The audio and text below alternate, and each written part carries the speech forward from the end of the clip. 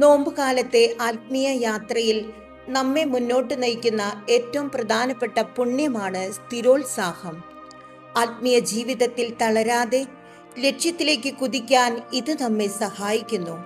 സ്ഥിരോത്സാഹം എന്നത് വെറുമൊരു കഠിന അധ്വാനമല്ല, മറിച്ച് പ്രതിസന്ധികളിലും പരാജയങ്ങളിലും തളരാതെ ദൈവവിശ്വാസത്തിൽ ഉറച്ചു നിൽക്കാനുള്ള കരുത്താണ്.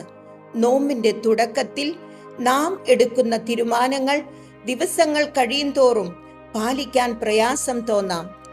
ഇവിടെയാണ് സ്ഥിരോത്സാഹത്തിന്റെ പ്രസക്തി.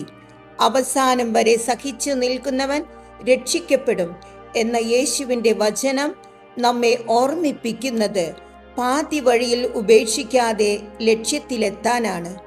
നമ്മുടെ ആത്മീയ ജീവിതത്തിൽ നാം പാപം ചെയ്ത് വീണു പോയേക്കാം. എന്നാൽ ആ വീഴ്ചയിൽ തന്നെ തുടരാതെ ദൈവത്തിൻ്റെ കാരുണ്യത്തിൽ വിശ്വസിച്ച് വീണ്ടും എഴുന്നേറ്റ് യാത്ര തുടരുന്നതാണ് യഥാർത്ഥമായ സ്ഥിരോത്സാഹം. വിശുദ്ധ പത്രോസ് തൻ്റെ വീഴ്ചയ്ക്ക് ശേഷം കൂടുതൽ ശക്തനായി തിരിച്ചു വന്നത് ഇതിന് ഉദാഹരണമാണ്. പ്രാർത്ഥനയ്ക്ക് ഉത്തരം ലഭിക്കുന്നില്ലെന്ന് തോന്നുമ്പോഴും പ്രാർത്ഥന ഉപേക്ഷിക്കാതെ ദൈവത്തിൽ ആശ്രയിക്കുന്നതാണ് സ്ഥിരോത്സാഹമുള്ള പ്രാർത്ഥന. മടുപ്പില്ലാതെ പ്രാർത്ഥിക്കാൻ യേശു നമ്മെ പഠിപ്പിച്ചു. നന്മ ചെയ്യുന്നതിൽ നമുക്ക് മടുപ്പ് തോന്നാതിരിക്കട്ടെ.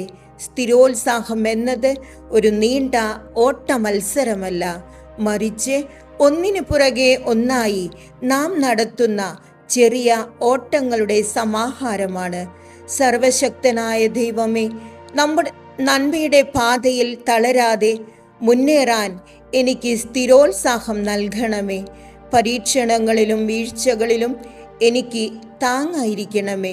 നോമ്പ് കാലത്തെ എൻ്റെ ആത്മീയ തീരുമാനങ്ങൾ പൂർണ്ണതയിലെത്തിക്കാനും അങ്ങയോട് കൂടുതൽ അടുക്കുവാനും എന്നെ സഹായിക്കണമേ. ആമേൻ.